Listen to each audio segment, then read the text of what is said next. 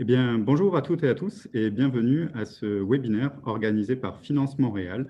Un webinaire un peu exceptionnel aujourd'hui qui croise deux de nos activités importantes, à savoir le développement des technologies financières, le fameux acronyme FinTech, et également la finance durable, deux activités, comme je disais, phares de Finance Montréal. Cette activité s'inscrit dans les matinées de notre initiative pour la finance durable et les rencontres off du Forum FinTech Canada. Aujourd'hui, nous avons le plaisir d'accueillir pour un panel de discussion exclusif Sylvain Carle de Second News Capital. Bonjour Sylvain. David Collin de IFEAN. Bonjour David. Bonjour. Marie-Josée Privic de Novisto. Bonjour Marie-Josée. Et Abdé Essaïdi de Actionnable. Bonjour Abdé. Florian. La rencontre sera animée et modérée par mon collègue Mathieu Paquette-Lambert, directeur développement FinTech de Finance Montréal. Salut Mathieu. Bonjour, merci Florian. Donc, au cours de la prochaine heure, on va discuter un peu du rôle que les fintechs peuvent jouer dans le développement de solutions nouvelles pour répondre aux défis de la transition de notre société vers un modèle sobre en carbone, un peu plus durable, résilient et inclusif. Les fintechs étant au cœur de l'innovation, elles ont un rôle clé à jouer pour accélérer le développement des technologies en répondant notamment aux enjeux environnementaux, sociaux et de gouvernance. Avec Marie-Josée, Sylvain, David et Abdé, on va parler d'algorithmes pour rendre les placements un peu plus durables, d'inclusion financière, de placement participatif, de mesure des impacts des investissements qui sont alignés, par exemple, sur les ODD, les fameux objectifs de développement durable des Nations Unies. Bref, ensemble, on va parler de solutions technologiques, d'innovation en finance qui vont permettre à notre secteur d'activité d'être un peu plus à l'avant-scène justement de l'aspect de la durabilité et de voir aussi ensemble de quelle façon l'écosystème québécois de la finance durable et de la fintech peuvent converger pour donner un peu un edge, un avantage concurrentiel à notre province. Donc un panel de discussion qui va être extrêmement intéressant et enrichissant. Au cours de ce prochaine heure, vous avez la possibilité d'interagir directement avec nos panélistes à travers la fonction Q&A de Zoom. Donc, posez vos questions directement ou alors vous avez la liberté aussi d'utiliser le chat pour pouvoir interagir, poser vos questions avec nos panélistes. Mathieu prendra les questions un peu tout au long de la discussion de façon à pouvoir rebondir des fois sur certains points que vous aimeriez approfondir et interpeller directement nos panélistes. Donc, sans plus tarder, je laisse la parole à Mathieu pour ce panel exclusif. Merci Mathieu. Merci Florian de tous nous avoir introduits. Puis bonjour à nouveau à toute la communauté qui joue à nous ce matin. Donc ce matin, on a la communauté des rencontres off, mais aussi de l'IFD. C'est la première fois qu'on fait cela. Je suis vraiment content du nombre de personnes inscrites. Puis qu'on commence à mélanger ces deux communautés, ces deux expertises. Donc, pour ouvrir le panel, parce qu'on n'a pas eu l'occasion encore d'en entendre beaucoup sur chacun de nos panélistes, puis étant donné qu'il n'y a pas vraiment encore de définition officielle de FinTech durable, je vais vous demander, chacun de vous, mes chers panélistes, de vous présenter, mais en donnant un peu c'est quoi votre définition à vous de la FinTech durable, puis comment votre entreprise contribue à l'atteinte des objectifs de la finance durable par la technologie. Peut-être qu'on peut commencer par Marie-Josée. Merci pour l'honneur et merci pour l'invitation de participer à cette conversation. Ça me fait vraiment plaisir d'être ici ce matin. J'ai bien hâte à la suite. Alors, peut-être pour commencer, c'est quoi ma définition de FinTech durable? Peut-être une FinTech qui intègre les trois dimensions de rendement, risque et impact dans les décisions d'allocation de capital financier. Peut-être une FinTech dont la raison d'être, en anglais purpose, dépasse l'outil, dépasse la technologie, le logiciel ou la solution. Mais pour moi, d'abord et avant tout, la FinTech, c'est surtout un instrument qui rend plus accessible et qui amplifie l'adoption de la finance durable pour qu'elle puisse se faire à grande échelle. Donc, comment mon entreprise contribue? Je suis directrice de l'innovation ESG et du succès client chez Novisto. Novisto, c'est une plateforme, c'est un logiciel de prochaine génération pour tout ce qui touche à la collecte de données, la reddition de comptes et la gestion d'enjeux environnementaux, sociaux et de gouvernance ou d'une manière plus générale d'enjeux liés au développement durable. Et toute décision d'allocation de capital, si on revient aux bases de la finance, repose sur de l'information. La plus complète, la plus fiable possible. Quand on parle de finances durables, cette information, elle doit contenir des éléments en lien avec les enjeux environnementaux, sociaux et de gouvernance. Selon nous, la meilleure information provient directement des entreprises et c'est ce que Novisto essaye d'aider les entreprises à collecter, mais aussi à analyser et à fournir au marché des capitaux. Parce qu'une donnée de qualité permet aux entreprises de mieux mesurer ce qu'elles font et de mieux gérer leurs enjeux environnementaux, sociaux et de gouvernance. Et une meilleure information au marché des capitaux permet justement de prendre des décisions qui sont en ligne avec des objectifs de finances durables. Merci beaucoup.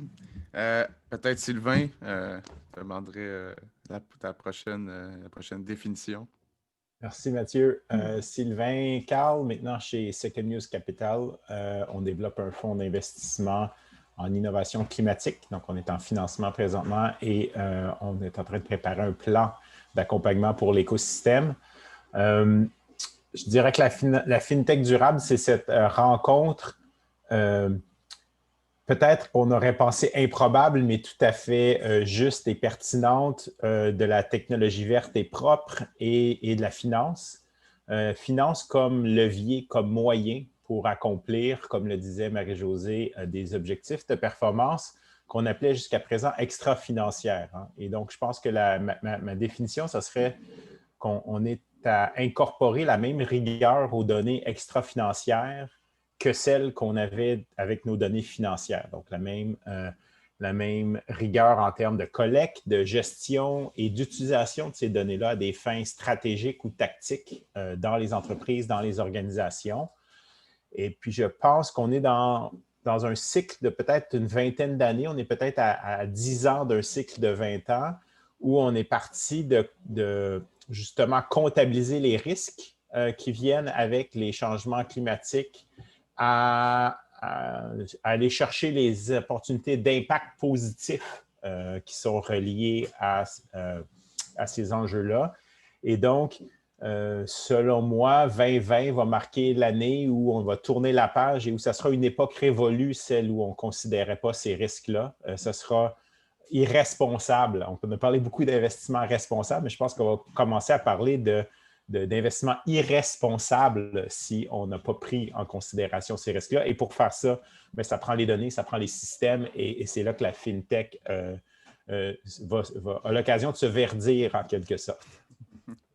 Très intéressant, merci beaucoup. Abdé, à ton tour. Ouais, bah écoute, merci Mathieu. Bonjour tout le monde. Je suis ravi d'être là parmi ce super panel.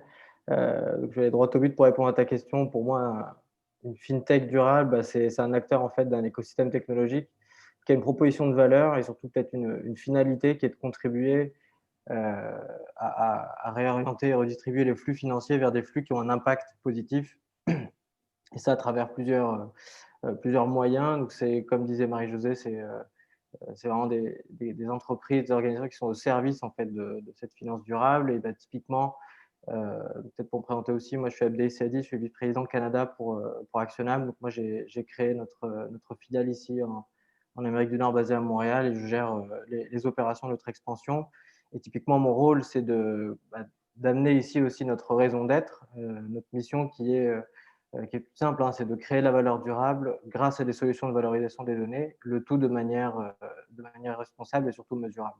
Donc concrètement, ce que ça veut dire, ça répond à des besoins très précis du secteur financier aujourd'hui qui sont permettre à des analystes financiers. Moi, par ailleurs, moi j'ai commencé ma carrière en tant qu'analyste financier dans une banque d'investissement, donc j'ai connu aussi ces problématiques de d'identifier les bonnes données, les traiter, les manipuler pour créer des scores ESG qui soient les plus proches possibles en fait, de la réalité des entreprises. Il y a aussi des thématiques autour de comment faire pour mieux calculer le risque physique lié au changement climatique, par exemple, les risques de transition. Donc ça se base toujours sur mettre à disposition les bonnes données. Aujourd'hui, il y en a dans tous les sens qui sont une mine d'or en fait, à exploiter, mais ça nécessite du retraitement et c'est là que l'IA et notre expertise intervient. Et puis pour faire ça, on ne le fait pas tout seul, évidemment, on a des alliés. Donc typiquement, aujourd'hui, nous, on a une équipe de recherche et développement en interne, mais qui va aussi aller se baser sur ce qui se fait de très bien ici au niveau de l'écosystème académique. Donc on a des partenaires dans le monde universitaire, on a aussi des partenaires surtout industriels. Donc, on ne ferait rien, nos solutions n'auraient pas cet impact et cette finalité si on n'avait pas des alliés dans le secteur financier. Et puis enfin, peut-être pour conclure là-dessus, ce modèle d'affaires, cette finalité, c'est quelque chose qui est important pour nous. On se veut durable et exemplaire par conception. Et je tiens d'ailleurs à souligner quelque chose dont on est assez fier, c'est que dans les derniers mois, on a obtenu la certification B Corp. Pour nous, c'était une très belle marche qui permet justement d'illustrer cette définition que je donnais par ailleurs, qui est notre raison d'être et qui est aujourd'hui reconnue par un organisme qui est de portée internationale. Merci, Abdé. Puis on va avoir l'occasion d'en rediscuter là, plus précisément du rôle de l'intelligence artificielle là-dedans. Puis Abdé qui nous rappelle qu'on a un centre-ville à Montréal avec son background. Donc, ça fait quand même du bien de s'en rappeler. Je suis sûr qu'il y a beaucoup de monde dans l'audience qui avait l'habitude de s'y rendre quotidiennement et qui n'ont peut-être pas été depuis des mois. Donc, alors, on voit ce qui se passe en live. Donc, David, mon cher David, bonjour. Puis, peut-être terminer ce segment là, avec ta définition, puis un peu qu'est-ce que IFEAN fait dans tout ça. Oui, bonjour à tous. Merci Mathieu, merci aussi de l'invitation pour participer à ce panel ce matin. Il y a beaucoup de choses qui ont été dites par mes différents copanélistes. Je retiendrai des éléments clés.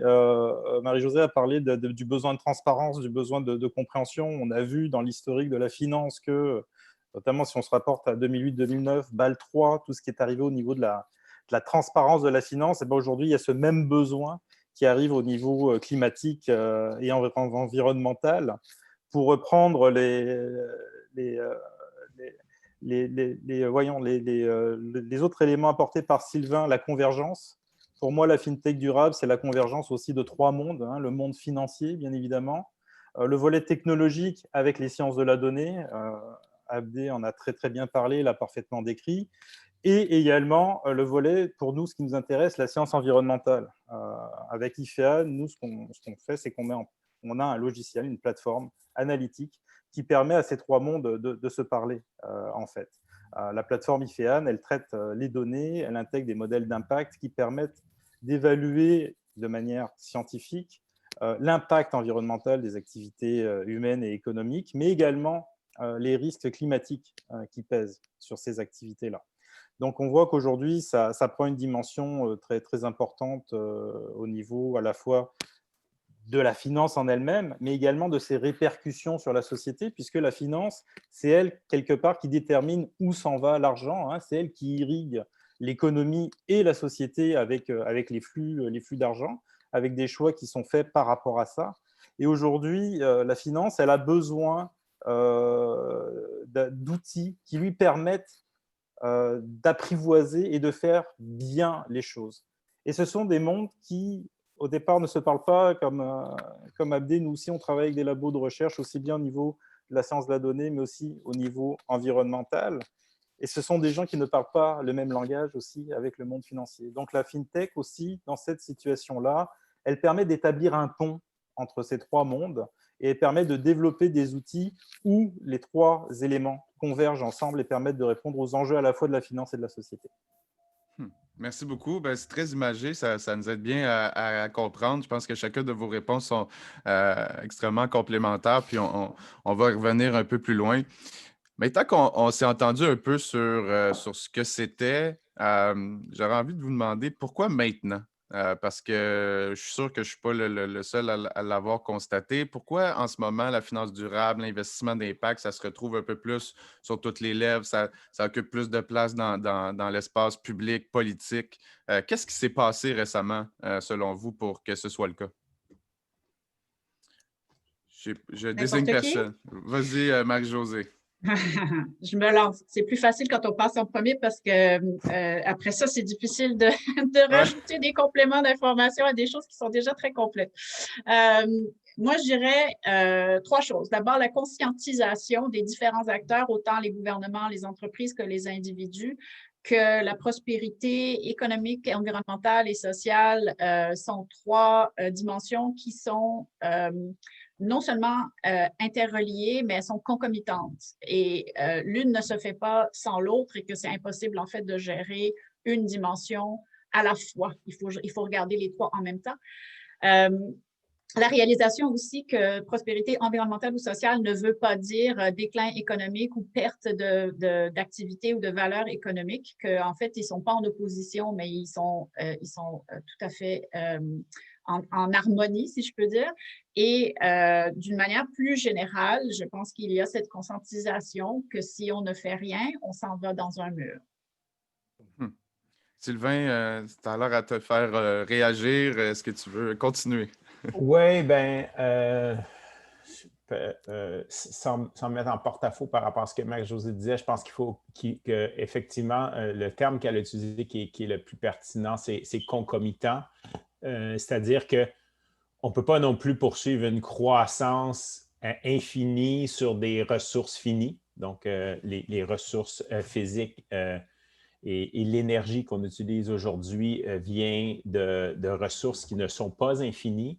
Et donc, je pense que pour moi, le terme qui est important, c'est l'équilibre. Donc, parce que si on fait un schéma, si on regarde une équation sur l'ensemble des différents facteurs, un des facteurs qui n'est pas en décroissance, c'est la population. Donc, la population augmente. Le PIB, on aimerait ça qu'il augmente aussi pour une richesse collective, pour une prospérité de tout le monde.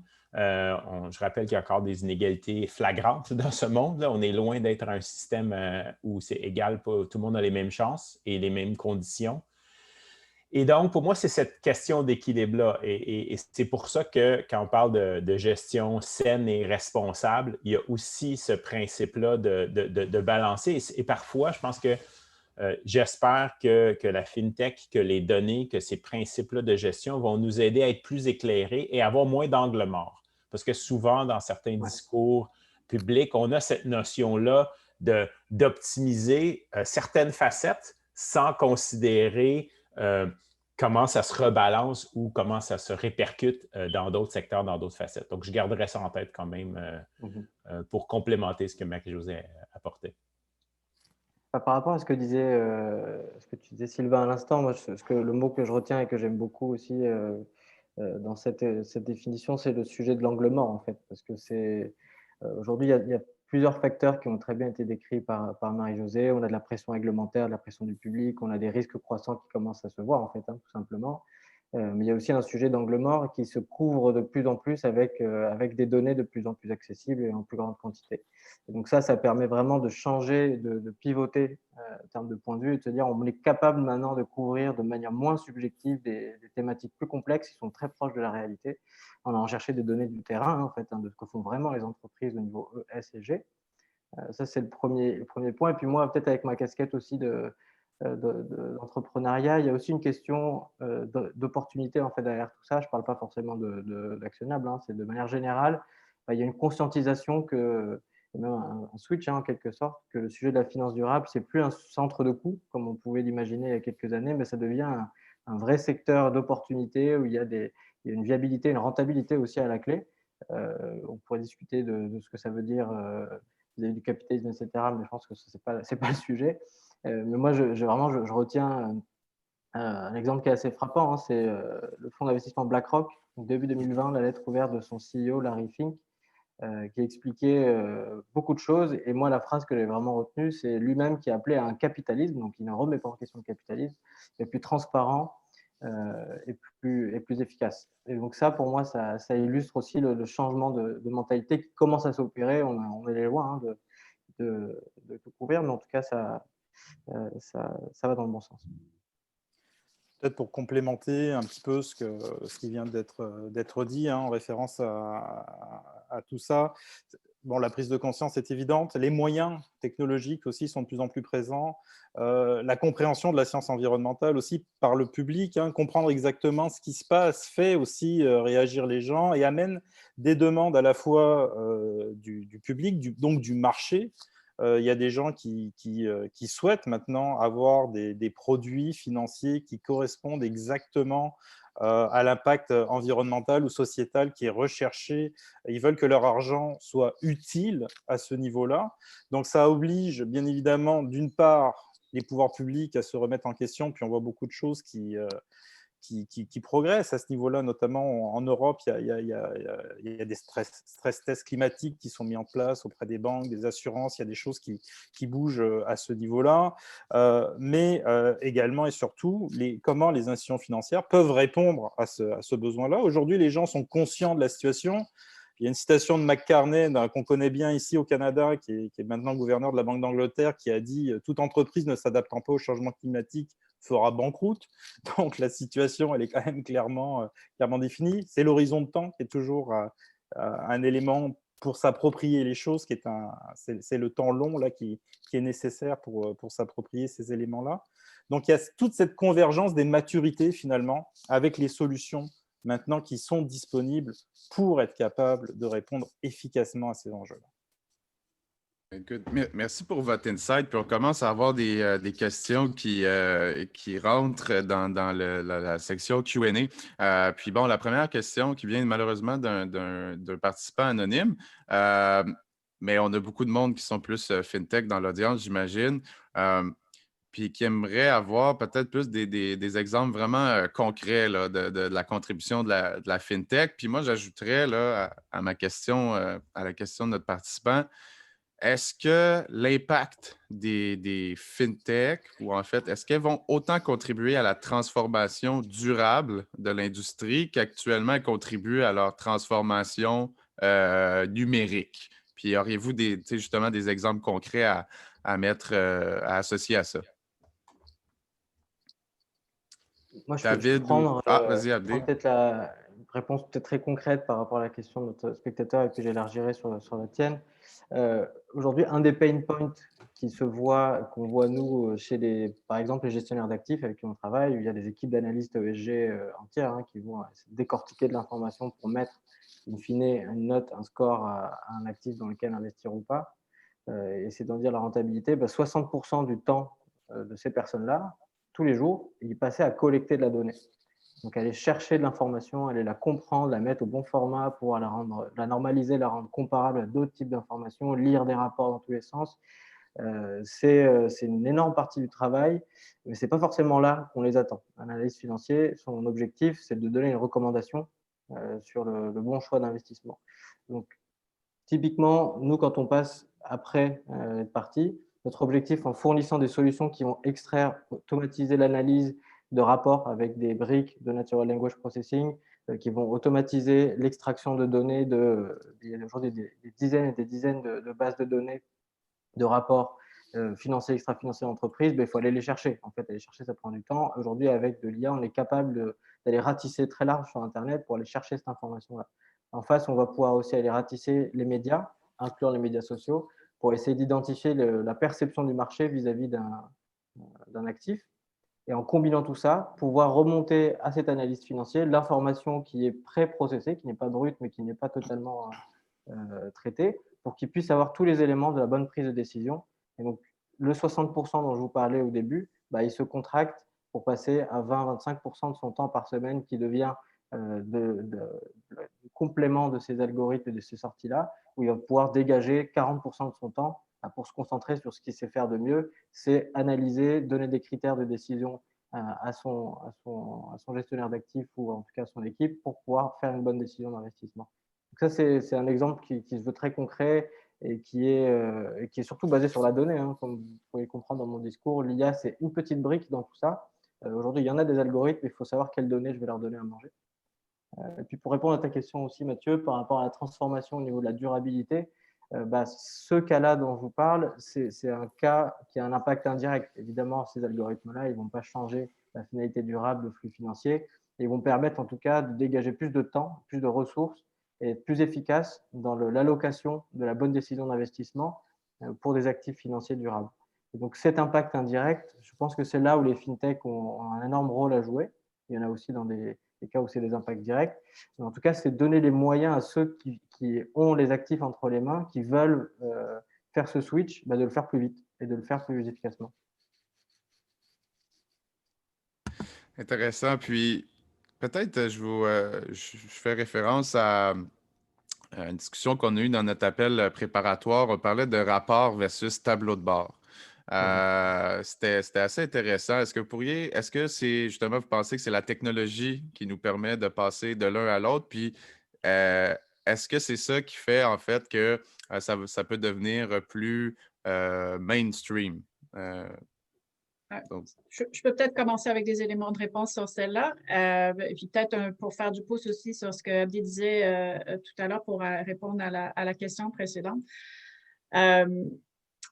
La donnée est la base de tout. Une donnée de qualité est la base de tout, garbage in, garbage out. Donc, c'est important vraiment d'avoir une collecte d'informations et la technologie peut aider à cette collecte d'informations-là. Puis après ça, il faut pouvoir l'analyser, l'information, parce que, comme Abdi disait, l'analyse financière, il n'est pas là pour collecter de la donnée, il est là pour donner des recommandations, mais entre les deux, il faut qu'il analyse les données pour pouvoir tirer des conclusions, pour pouvoir faire des recommandations. Et c'est là aussi où la technologie peut entrer en ligne de compte. Que ce soit l'intelligence artificielle ou d'autres technologies qui existent déjà, en fait, dans d'autres domaines et qui peuvent s'appliquer au domaine du développement durable ou à des enjeux environnementaux, sociaux de gouvernance. Au-delà de ça, il y a les collectes de données, la mesure aussi de choses qu'on ne mesurait pas avant, donc la collecte de données à grande échelle, de grandes quantités d'informations et qui permet de mesurer des choses qu'on ne mesurait pas avant, comme par exemple l'empreinte carbone, comme les émissions de gaz à effet de serre, l'intensité énergétique et autres. On posait la question sur des exemples. Il y a aussi des technologies, des plateformes technologiques qui sont en train d'être développées pour la mesure de l'impact. Et là, quand on parle de l'impact, c'est vraiment à l'extérieur de l'entreprise, en lien avec l'objectif qu'on essaye d'atteindre pour améliorer les dimensions environnementales et sociales de la société. On pourra en nommer tout à l'heure si vous voulez. Et est-ce que la FinTech va contribuer à transformer les entreprises comme elle a contribué à leur transformation numérique? Oui, dans la mesure où elle va pouvoir mettre l'information, la donnée entre les mains des entreprises. Et Al Gore a dit quelque chose que j'ai trouvé absolument marquant dans une conférence il n'y a pas très longtemps, que la transformation actuelle, la transition à un développement durable, elle va se faire, elle va avoir l'impact de la transformation industrielle, mais avoir la rapidité de la transformation technologique numérique qu'on a connue. Donc, je pense qu'effectivement, oui. Oui, puis ça m'amène à un point en complément, c'est qu'il ne faut pas oublier que quand on parle de FinTech, on parle de données et de technologie, mais on parle aussi d'innovation de modèles d'affaires. Et donc, pour moi, c'est ce qui est stratégique et super intéressant d'explorer là, par la mise en place du fonds d'investissement sur lequel je suis en train de travailler, c'est de dire, quels sont les nouveaux modèles d'affaires qui, prenant compte de cette réalité qu'on peut maintenant mesurer, hein, quand on mesure les externalités qu'on ne mesurait pas auparavant, ça change la donne. Qu'est-ce que ça crée comme opportunité pour des startups, pour des nouvelles façons de faire, pour des technologies, des plateformes qui auront des effets de réseau? Pas juste pour transformer sa propre usine, mais pour transformer 1000 usines. Pas juste pour optimiser un bâtiment, mais pour optimiser des centaines, des milliers de bâtiments sur leur utilisation énergétique. Donc, il y a ça aussi qui est intéressant, c'est de se dire qu'est-ce que ça nous crée comme conditions nouvelles. Hein? Je pense que la science a toujours été là, mais la compréhension et l'utilisation de ces données-là dans un contexte d'affaires et donc d'investissement aussi. Donc il y a le côté de levier de ce que ça nous donne. Et j'aimais bien ce matin, j'étais sur une autre conférence, on parlait d'un horizon d'une trentaine d'années. Ça peut nous paraître un peu long, 30 ans, dans le modèle, dans les milieux où ça va plutôt vite. Bien, on pourrait se dire, si on veut être en avance, qu'est-ce qu'on pourrait faire dans les 3 prochaines années pour aller 2 fois plus vite pour qu'on soit en avance? Parce que si on veut réduire d'une quantité X, puis on se dit, il faut faire 100 % de réduction en 30 ans, bien, est-ce qu'on serait capable de faire 20 % de réduction en 3 ans plutôt que juste 10 et donc d'être des leaders et là, d'exporter ce savoir, cette technologie, ces plateformes, à d'autres? Et ça, je pense qu'on a un moment, on a un alignement, je sais que c'est un anglicisme, là, mais autant que c'est dans la politique que dans les entreprises, que dans l'opinion publique, il y a vraiment, les planètes sont alignées. Et il y a quelque chose à faire maintenant. Et moi, c'est pour ça qu'en même temps que j'ai un côté très optimiste, je suis très pessimiste quand j'écoute les scientifiques nous parler de la courbe qu'on suit sur le réchauffement, mais je suis quand même assez optimiste qu'il y a des belles choses à faire ensemble, mais on ne peut pas le faire tout seul. Et ça, c'est peut-être un point sur une autre partie de la conversation, mais il y a une urgence et un besoin de collaboration. On est tous en compétition quand on est dans le domaine privé parce qu'on a notre secteur, mais je pense qu'il y a aussi un besoin d'action collective et on ne peut pas juste le faire dans notre petit coin de planète, là. Et on peut faire des choses extraordinaires à Montréal, mais si ça ne vient pas s'insérer, multiplier puis se déployer sur la planète, ben ça ne servira à rien ce qu'on va faire ici. Il faut toujours garder ça en tête. C'est un peu le contraire de... On avait, dans la globalisation, il y avait cette idée-là que l'économie était mondiale, mais qu'il y avait quelque chose qui était local. Mais je pense qu'il y a peut-être un renversement de ça, c'est-à-dire que l'innovation locale doit absolument s'inscrire dans ce qui se passe partout dans le monde. Sinon, ben, ça ne va un peu rien donner ce qu'on fait ici. Fait que ça, je garde quand même ça toujours en tête dans ma réflexion. Je rajouterais quelque chose à ça. Peut-être parce que ça fait souvent plusieurs fois qu'on y fait référence depuis le début de notre conversation. Donc, certainement une plus grande collaboration à tous les niveaux, autant au sein de l'entreprise, entre les différentes fonctions de l'entreprise, qu'au niveau macroéconomique ou entre les différents acteurs, gouvernement, entreprise et autres. Mais on essaie de positionner la FinTech. La FinTech, ce n'est pas l'argent. La FinTech n'est pas le capital lui-même, mais la FinTech permet l'allocation du capital d'une manière différente. Et ce n'est pas la FinTech qui va changer le modèle d'affaires. Je suis entièrement d'accord qu'il faut qu'on change notre modèle d'affaires. On n'est plus dans la croissance... on n'est plus dans la mesure du PIB, par exemple. Il faut mesurer autre chose. Puis on commence à parler de prospérité économique plutôt que de développement économique.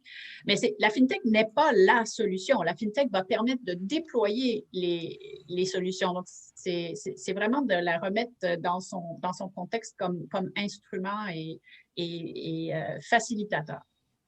C'est intéressant. Ah, vas-y, David, excuse-moi. Mathieu, je voudrais rebondir sur ce que dit Marie-Josée, Oui. parce qu'effectivement, l'avantage de la FinTech, c'est ça, à la fois son lien scientifique et technologique, bien évidemment, et sa rapidité d'exécution.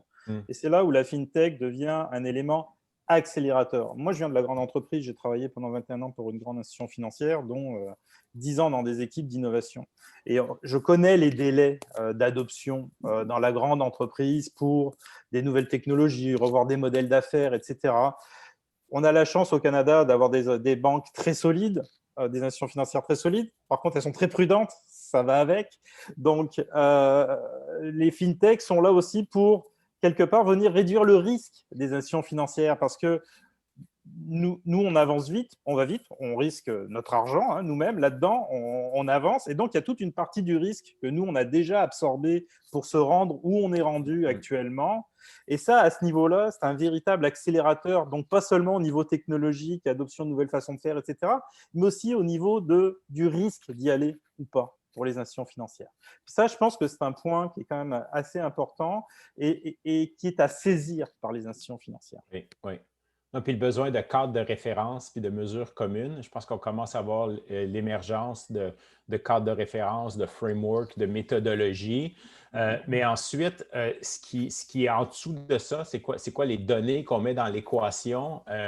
le coût de l'énergie, la source, la provenance de l'énergie. Donc, tout le cadre de référence qui est super important et qui est différent, de manière géographique. Hein. L'énergie produite au Québec n'a pas le même poids environnemental que l'énergie produite même, ne serait-ce qu'en Ontario ou que...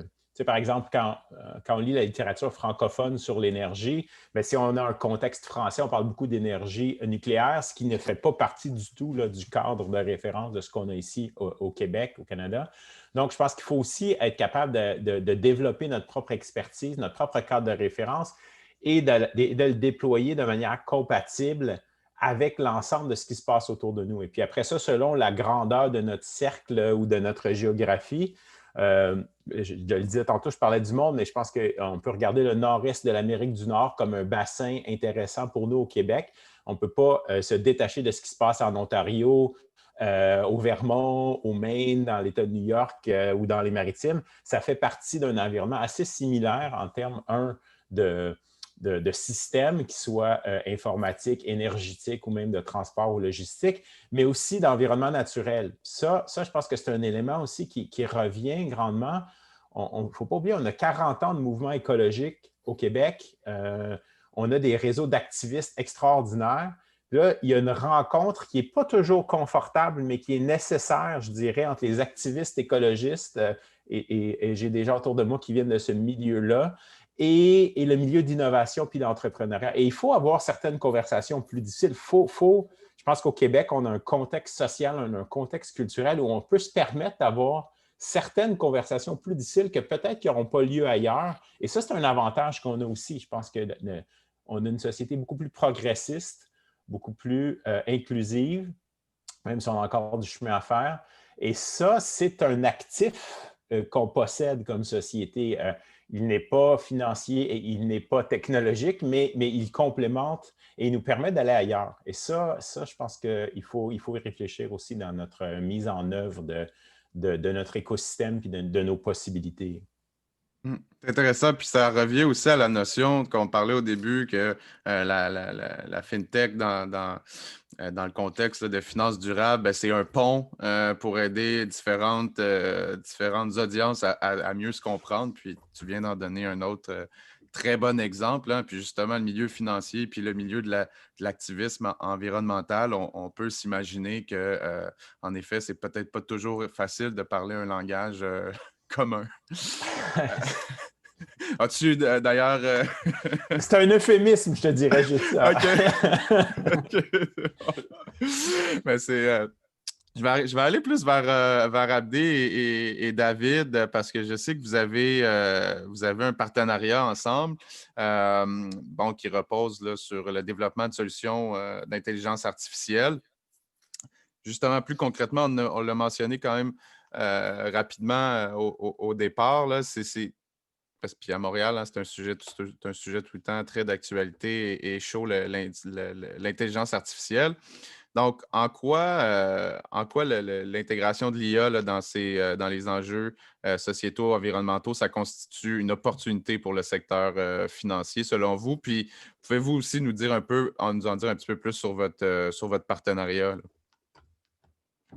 Oui, écoute, merci de le souligner. Oui, comme je le mentionnais en introduction, du côté d'IFEA, nous, on est un logiciel. Hein, on est spécialisé sur des points très précis, donc au niveau environnemental, sur à la fois la mesure de l'impact environnemental, ça peut être sur des activités, des investissements, du financement, par exemple, mais également sur la mesure des risques climatiques, donc encore une fois, qui s'applique à du risque de crédit, à du risque d'assurance, à du risque sur des infrastructures aussi pour des gens qui investissent dans ce genre de biens, d'actifs.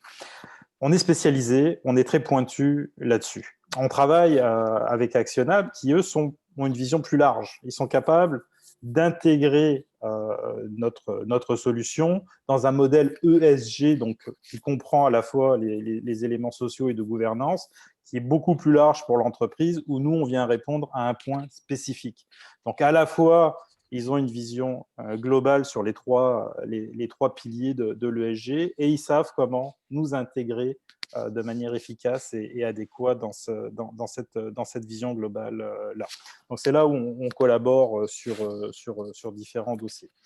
Peut-être Abdé, je ne sais pas si vous voulez rajouter un point par rapport à ça. Bah, écoute, c'est très bien résumé. Moi, je dirais que nous, notre vision, en effet, elle se veut globale parce qu'elle va partir sur la base de 2 prérequis principaux. Un, comprendre les problématiques métiers de nos interlocuteurs au niveau institutions financières. Donc, ça va partir sur des sujets autour de comprendre leur référentiel d'analyse qui leur est propre, leur processus, les critères qui sont propres à chaque institution financière autour de ces prises de décision. Et en face de ça, on va mettre les technologies. Et donc ça va se transcrire avec les données. Vous avez compris depuis le début que moi, c'est quand même mon fer de lance. C'est le plus difficile, c'est vraiment la convergence des données. Il y en a énormément.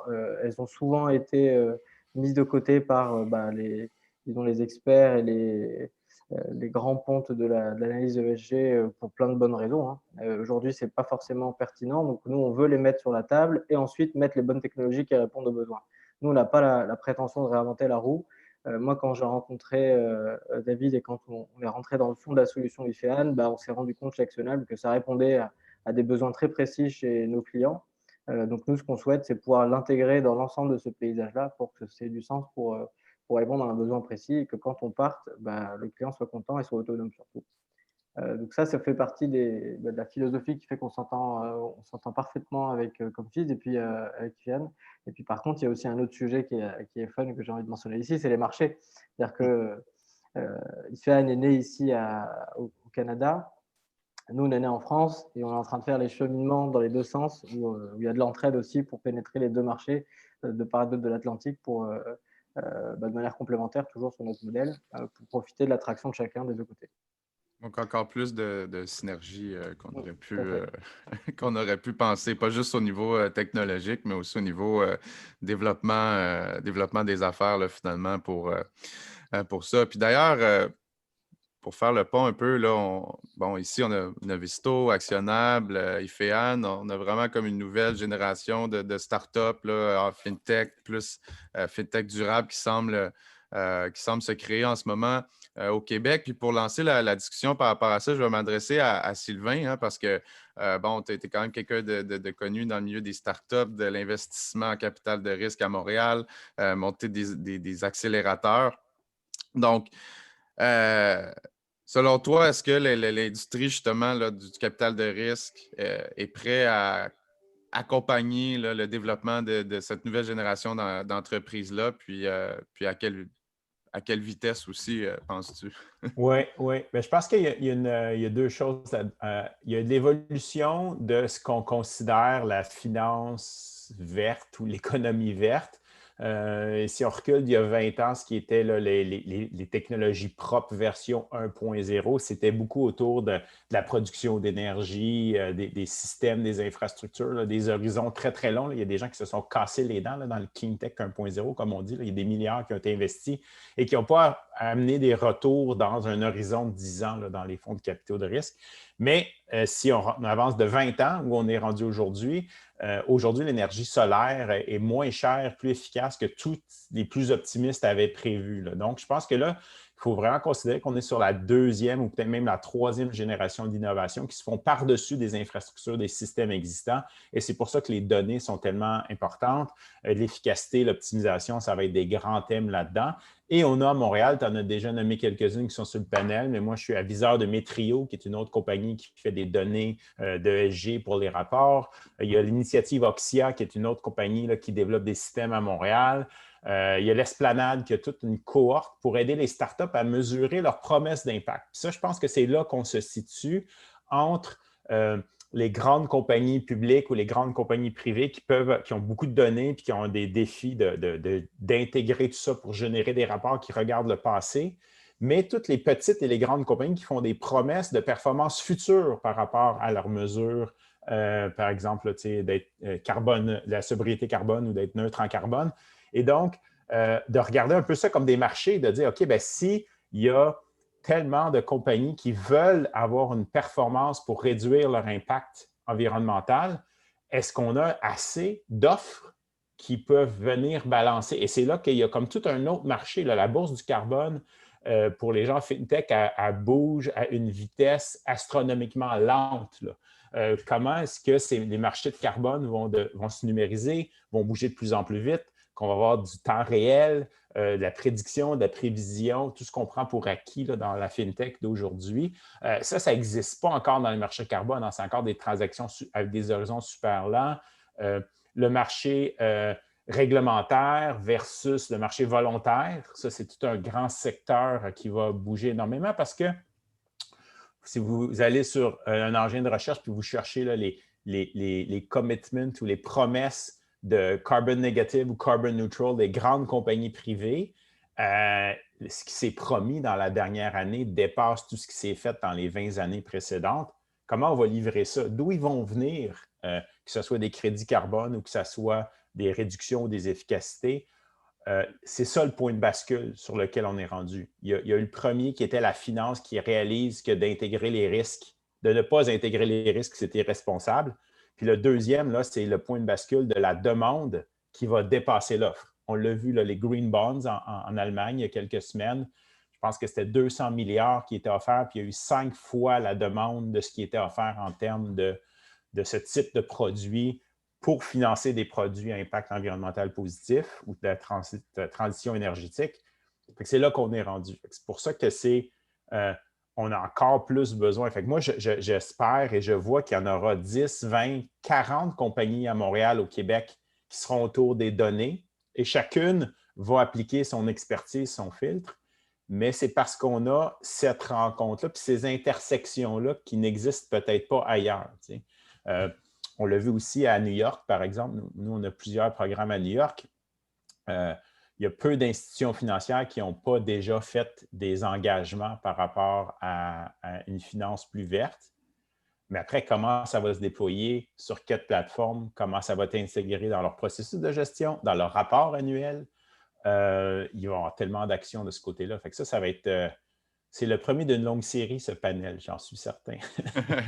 J'espère. Puis justement, pour faire le lien un peu avec la finance traditionnelle, Marie-Josée, toi qui justement bâti ta carrière là, au niveau de la finance, développement durable, relation avec les investisseurs, tu es peut-être la moins tech du panel ici ce matin. C'est par rapport à ce que Sylvain vient de dire, là, comment selon toi, c'est quoi la perception du côté de la finance traditionnelle au niveau de la standardisation, puis de l'auditabilité, puis tous ces éléments-là qui vont faire que vraiment, ça va être pris en compte là, de façon massive? Mm-hmm. Merci de le souligner. Je ne suis définitivement pas tech, pour pas dire pas du tout. Par contre, pour moi, la technologie, ça fait partie de la solution pour amener justement, résoudre des problèmes et les défis auxquels sont confrontés les différents intervenants, dans le cas de Novisto, les entreprises en particulier, à grande échelle, réduire leurs défis autour de la collecte de données, mais aussi la gestion d'enjeux environnementaux, sociaux et de gouvernance en lien avec leur performance opérationnelle et financière. Et c'est là où la connexion se fait avec la finance. On parle souvent d'enjeux pré-financiers ou non financiers. On cherche toujours c'est quoi le bon terme, mais qu'est-ce que ça veut dire en fait, puis pourquoi on les regarde, puis pourquoi les investisseurs les regardent, puis pourquoi ils veulent une meilleure information, une information qui est utile à leur prise de décision pour justement pouvoir allouer le capital en fonction d'objectifs de risque, rendement, impact ou d'intégration ESG quand ce n'est pas carrément un objectif d'impact. C'est que la performance sur des enjeux matériels, environnementaux et sociaux a un effet, des conséquences sur la performance opérationnelle et financière des entreprises, sur leur capacité à générer des revenus, à générer des profits, à réduire leurs coûts, à réduire leur profil de risque. Et tout ça a des conséquences sur leur capacité à créer de la valeur, que ce soit la valeur financière en termes de profit ou de flux de trésorerie, la valeur aussi en termes de capitalisation boursière ou de valeur marchande. Où la finance durable aussi entre en ligne de compte, c'est que la finance durable va allouer des capitaux à des solutions possibles aux enjeux systémiques, environnementaux et sociaux pour générer justement ces impacts positifs qu'on essaye. Mais la finance, ce n'est pas elle qui va faire des choses, ce n'est pas elle qui va déployer des solutions, ce n'est pas elle qui va même les trouver. En fait, elle investit pour financer la recherche, l'innovation, la création de projets, la création de solutions, le déploiement, la construction d'infrastructures, la production de nouveaux produits et services qui vont répondre à des besoins. Donc, la finance durable a besoin d'être allouée pour permettre toutes ces réalisations-là. Et donc, même si on travaille au niveau des entreprises, qui est en amont, si je peux dire, il y a une connexion qui est tout à fait directe avec la finance. Puis, on parle de finances traditionnelles, mais l'objectif à terme, c'est qu'on ne parle plus de finances durables, on parle de finances, on ne parle plus d'investissement responsable ou d'investissement durable, on parle d'investissement. Pour revenir au terme, là, je ne me rappelle plus si c'est Sylvain ou David qui parlait d'investissement irresponsable, je pense que c'est Sylvain. Effectivement, on ne parlera plus d'investissement responsable, mais on va parler d'investissement irresponsable. Moi, j'aimerais rebondir sur ce que viennent de dire Sylvain et Marie-Josée, parce que c'est intéressant, parce que moi, j'abonde totalement dans leur sens, parce que pour moi, il y a 3 niveaux de questionnement qui sont adressés dans cette discussion. Il y a la question du pourquoi le faire, pourquoi orienter la finance vers un objectif plus durable. Je pense que déjà, on est tous d'accord ici, et la réponse est aujourd'hui, disons, communément admise et acceptée. La deuxième question, c'est quoi, en fait, qu'est-ce qu'on fait pour atteindre cet objectif? Donc là, on peut supposer que c'est partiellement résolu. Donc on sait que derrière, c'est comme disait Marie-Josée à l'instant, c'est pour financer des initiatives, des innovations qui vont permettre d'avoir une croissance et une prospérité qui soit plus durable. Et puis reste la question qui est beaucoup moins claire, je pense, de la réponse, c'est le comment on fait pour y aller. Donc c'est là où en fait on est aujourd'hui, et c'est là où tous les acteurs FinTech travaillent au quotidien pour trouver des réponses, des moyens pour aller dans cette direction qui répond au but, au premier objectif. Et puis ça permet aussi de répondre à une des questions là, que je disais tout à l'heure de Brigitte Tremblay par rapport à l'harmonisation, à la normalisation des données ESG. Ça, c'est un super exemple parce que c'est un moyen qui est très puissant, théoriquement, si on arrive vraiment à le mettre en place, pour permettre à chacun d'aller dans cette direction, mais de manière structurée et coordonnée. C'est que moi, je témoigne vraiment de la plus grande difficulté qu'on puisse avoir sur ce type de projet technologique autour des données ESG, c'est la normalisation. C'est-à-dire qu'en fait, entre 2 organisations au sein même de Montréal, ou entre Montréal, le Québec et une autre province, entre le Canada, un autre pays, etc., à chaque fois, on recommence le travail à zéro, on doit à nouveau intégrer des nouvelles contraintes très spécifiques. Et donc ça, moi, je n'en pense que du bien. Et je pense que juste pour que toute l'audience comprenne, là, alors Abdi est en train de répondre à la question de Mivelle Tremblay qu'on a reçue, qui est: que pensez-vous des initiatives pour harmoniser, normaliser les données ESG qui sont présentement fragmentées dans plusieurs cadres de calcul et de présentation? On pense notamment au projet de créer un Sustainable Standards Board semblable au International Accounting Standard Board. Ouais. Donc, je vais juste ramener la discussion à la question de M. Tremblay. Est-ce qu'il y a quelqu'un qui avait quelque chose à ajouter par rapport à cette question-là? Je peux peut-être compléter là-dessus, en fait. Effectivement, Abdi est tout à fait d'accord qu'on a besoin d'harmoniser la donnée non financière comme l'est aujourd'hui la donnée financière. Le parallèle avec l'IFRS est super intéressant. Et oui, c'est un développement super intéressant parce que ce sont des infrastructures et des associations et des organismes de la finance traditionnelle qui maintenant viennent intégrer les enjeux ESG. Puis quand on parle d'intégration ESG, c'est ça qui est intéressant. C'est en fait à tous les niveaux, dans toutes les sphères, que ce soit en entreprise ou dans l'économie ou dans la finance, d'intégrer les considérations environnementales et sociales et de gouvernance dans ce qui se fait déjà, sans chercher à réinventer la roue. Abdi, comme tu le mentionnais, ça c'est une phrase qu'on entend souvent dans le domaine et effectivement, on veut pas réinventer la roue. Donc oui, il y a besoin d'une normalisation. Oui, la reddition de comptes, elle est très fragmentée et si on ne mesure pas les mêmes choses, si l'information, elle n'est pas fiable, si elle n'est pas comparable, si elle n'est pas constante dans le temps, c'est impossible de pouvoir analyser l'information et donc en tirer des conclusions intéressantes. Donc, Et je pense que le mouvement est très bien enclenché et on l'a dit tout à l'heure à plus d'une reprise, les choses bougent très vite. Dans le domaine du développement durable, de la finance durable, les choses bougent très vite. Et en dedans, je dirais, de la dernière année, la conversation a complètement changé sur non seulement l'harmonisation des différents référentiels ou des normes de divulgation, mais sur sa réglementation aussi. Donc, et non seulement la normalisation, l'intégration des normes entre elles non financières, mais avec des normes financières aussi, qu'on parle le même langage, qu'on parle des choses en même temps dans le même document. Moi, personnellement, je pense que ça va se faire plutôt tôt que tard. C'est un enjeu, l'interopérabilité. Hein. Je pense qu'il ne faut pas tomber dans la trappe d'un logiciel ou d'une plateforme spécifique. C'est trop important. On peut prendre l'exemple de la cybersécurité ou l'exemple d'échange de données financières, par exemple, où on a des standards internationaux pour encoder, pour définir des cadres de référence. Et donc, on peut refaire les processus et arriver au même résultat avec la même méthodologie, mais peut-être d'autres logiciels. Ça, on l'a vu beaucoup en intelligence artificielle. Hein. Aujourd'hui, les gens qui publient des modèles et des papiers vont publier aussi du code, puis la façon de reproduire le résultat pour être complètement transparent puis que ça soit valide. On va devoir arriver à ça. On va devoir pouvoir reprendre, si je reprends les mêmes données, et la même méthodologie, mais avec un autre logiciel, puis je n'arrive pas au même résultat, bien là, on ne sera pas fiable, puis on ne sera pas crédible. Et donc, ça, c'est un enjeu de l'interopérabilité.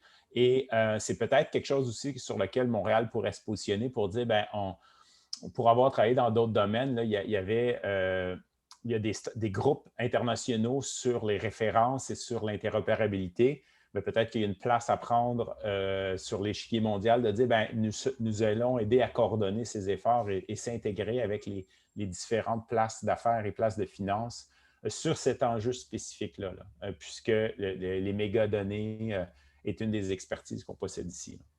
Oui, j'aimerais justement rajouter un point par rapport au volet modularité. C'est un élément clé que nous, on a appréhendé à même la plateforme, parce qu'il y a un socle qui est quand même là, qui est commun à toutes les façons d'analyser, dans tous les sens, à tous les modèles d'analyse, qui est la donnée environnementale, la donnée d'activité. Ce socle, il est là.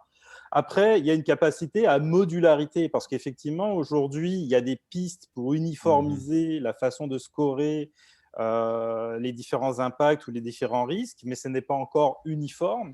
Mais la technologie aujourd'hui qu'on utilise, nous permet justement d'adapter cette modularité et permet d'accompagner dans la transition écologique les intervenants, les institutions financières. Parce que, bien évidemment, si on voit des cadres comme TCFD pour les risques climatiques ou SASB pour la mesure de l'impact carbone ou ces éléments-là, ce sont des façons de présenter l'information qui repose sur un socle commun qui est la donnée de l'activité économique de l'entreprise et les données climatiques et environnementales de l'autre côté.